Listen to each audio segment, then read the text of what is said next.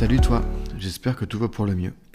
Aujourd'hui, c'est avec un grand plaisir que je te partage mon retour sur le livre Âme courageuse de Robert Schwartz qui a été réédité aux éditions Helios dans l'épisode court numéro 2. Si tu es comme moi, tu as sûrement déjà entendu parler plus d'une fois de ce livre dans différents podcasts. Mais le problème est qu'à l'époque, il n'était plus disponible en vente. J'avais beau chercher sur différents sites d'occasion, pas moyen de le trouver. Alors crois-moi que quand j'ai appris qu'il avait été réédité, ni une ni deux, je l'ai acheté. Et franchement, vraiment pas déçu. Car pour le coup, ce livre il est un peu particulier. En effet, les histoires relatées à l'intérieur sont très puissantes et parlent directement à l'âme du lecteur. Il est écrit de façon à ce que les informations contenues s'imprègnent en toi directement. Il m'arrive de lire des livres où tu peux avancer dans les chapitres et prendre ce qui t'intéresse le plus en premier. Ici, il est très important de suivre pas à pas les récits de chaque protagoniste, car les détails et les apprentissages spirituels aident à comprendre la prochaine histoire. Donc si j'ai piqué ta curiosité, ne bouge surtout pas et écoute la suite. Ce livre se concentre principalement sur les décisions prénatales et les accords d'âme faits entre nous pour faire évoluer chacun. Alors déjà, comment sont programmées les vies choisies ? Il est fait mention au début du livre d'un bâtiment de 8 étages, contenant 8 pièces par étage. J'ai en tête, pour ceux qui ont la référence, le film Nos Solar, des bâtiments blancs très lumineux et en totale harmonie avec son environnement. Mais bon, ça n'est que mon point de vue et bon, ça n'engage que moi quoi. Du point de vue de l'être non incarné, j'ai appris qu'il faut beaucoup d'amour pour faire du mal à quelqu'un. Alors j'ai bien conscience que cela peut paraître absurde comme façon de voir les choses. Mais je vais prendre l'exemple de la toute première histoire du livre. C'est l'histoire de John. Ce monsieur a vécu son incarnation dans le sud de l'Amérique, à une époque où être gay n'était pas de tout repos. Et je vous le donne en mille, et bah ouais, il est homosexuel. Mais ce n'est pas tout, parce qu'au moment de choisir ses épreuves, il se dit « Non, c'est trop simple, je vais ajouter un niveau de difficulté qui sera, attention, roulement de tambour, le sida. » Et parce que jamais 203, je souhaite avoir des parents qui n'acceptent pas ma sexualité. Alors vous allez me dire, c'est bien beau tout ça mon Clem, mais à quoi ça rime tout ça ? Eh bien tout simplement, si je puis dire, il est venu travailler l'amour de soi. Comment réussir à s'aimer soi-même quand nous avons autant d'épreuves à relever ? Pour les parents qui n'acceptent pas la sexualité de leur fils, comme je vous l'ai dit juste avant, il y a eu des accords d'âme à âme avant l'incarnation. En gros, dans ma version à moi, ça se passe un peu comme ça. Hello, comment ça va ? Dis-moi, je cherche à travailler un point bien spécifique lors de ma prochaine incarnation et j'aimerais que tu joues le rôle du paternel qui me savonne bien la planche pour m'obliger inconsciemment à m'en sortir seul et évoluer de mon côté. T'es chaud pour jouer le jeu avec moi ? Bien sûr, tu l'auras compris, je caricature la chose. Enfin, peut-être pas tant que ça.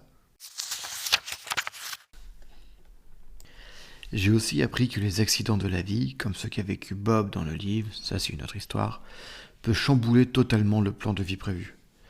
Mais ça pose aucun problème, car à ce moment-là, des ajustements sont prévus entre l'âme qui doit vivre cette vie et ses guides spirituels.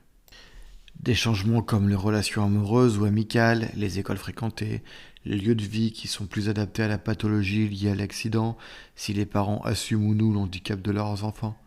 Bref, tout est revu pour apporter une évolution optimale à la personne incarnée. Mais cela peut aussi être les décisions de l'arrêt de l'incarnation pour replanifier une autre vie.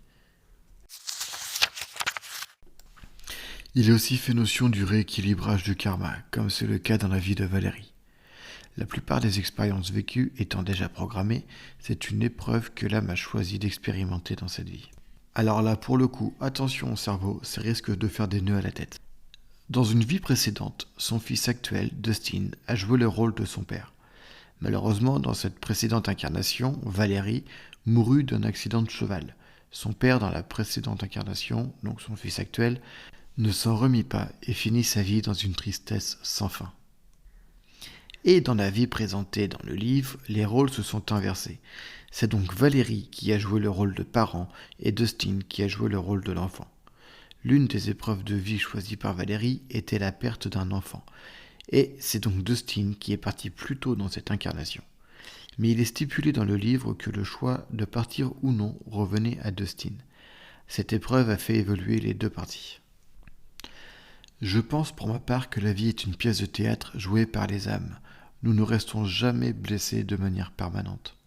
Des maladies, comme par exemple celles citées dans le livre, comme le sida ou le cancer du sein, peuvent être programmées avant la naissance. Elles permettent d'évoluer sur des plans bien spécifiques, comme on le reçoit. En plus de ces histoires d'âmes racontées, il y a aussi les sessions de planification prénatale. Elle est vue plus en détail par le médium Stacy Wells. Elle est citée comme une amie de l'auteur. Et j'avoue qu'elle nous offre une vision un peu plus détaillée que la mienne quand même. Je peux te donner l'exemple de Pat, qui a eu un parcours de vie assez chaotique. L'un des fils rouges de sa vie était son problème avec l'alcool et les relations humaines. Un père mort quand il avait 9 ans, très peu de relations avec lui et une peur constante quand il était près de lui. C'est un choix qu'il a fait lors de sa session de planification prénatale. Il voulait guérir de précédentes vies où l'alcool était présent chaque jour et surtout en finir une bonne fois pour toutes. Dans la vie présentée dans ce livre, Pat est accompagné de Shirley qui a aussi des problèmes d'alcool et qui souhaite apporter son aide inconsciemment à Pat, tout comme Pat le fait avec Shirley inconsciemment. Il est dit que ce n'est pas la première incarnation qu'ils font ensemble. En gros, les défis principaux à travailler sont mis en exergue afin de les surmonter par la volonté. Comme je l'ai déjà dit dans le post Instagram, ce livre est pour moi une référence dans le domaine de la spiritualité. Voilà ce que je peux te dire sur ce livre sans tout te révéler.